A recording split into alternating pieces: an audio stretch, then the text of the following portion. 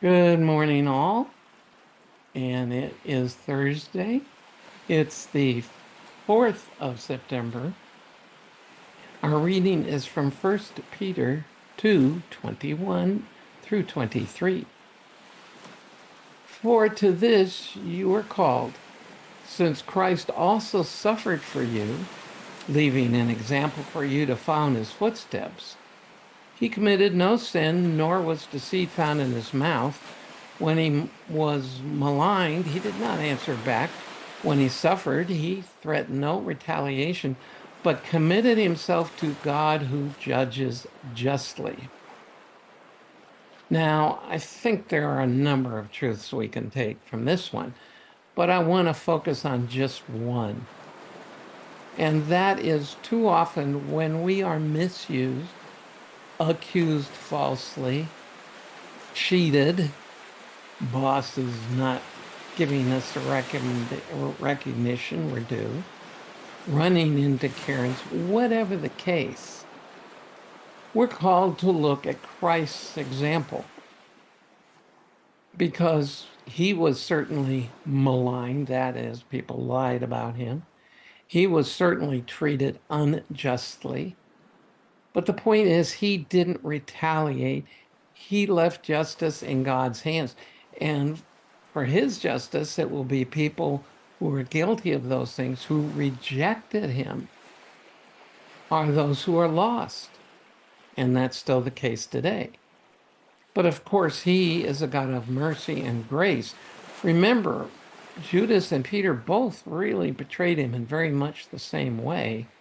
The difference is where Judas felt guilt and went and hung himself, not because he repented, just because he felt guilt. On the other hand, Peter felt guilt, but fell under conviction, repented, went back to Christ, was restored. So, yes, we get angry, and sometimes with cause. After all, Paul said, in your anger, sin not. But it's not our job to retaliate. It's to leave all of that in God's hands. Now, and especially within the church, we're told elsewhere that when we have something against a brother or sister, we shouldn't take them to court. We should take them within the church to try to get the powers that be to mediate between us so that we don't make a public spectacle. Because our primary purpose is for the church to glorify its head, which is Christ. And this is not a call to be a doormat, but it's a call to trusting God for justice and for leading as to when we do need to speak up and when we don't. In other words, not acting out of anger, but acting in dependency on him. And that's the model we have in Christ.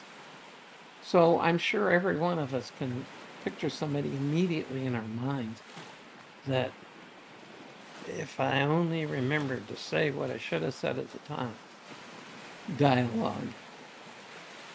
But maybe since we didn't, that was God keeping us from saying something that not only we would regret, but wouldn't honor him. And so if we did say something we shouldn't have, depend on the Lord, go back and ask for forgiveness. And I've said this to clients. You can always apologize for the delivery system. Even if the content was true, you don't necessarily need to apologize for that, but you can sure apologize for how you delivered the truth.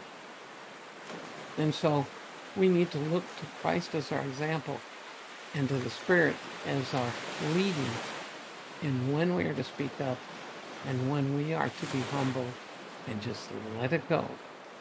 So let it go. Let it go. Sorry about that. You should let that go. And we'll see you again tomorrow.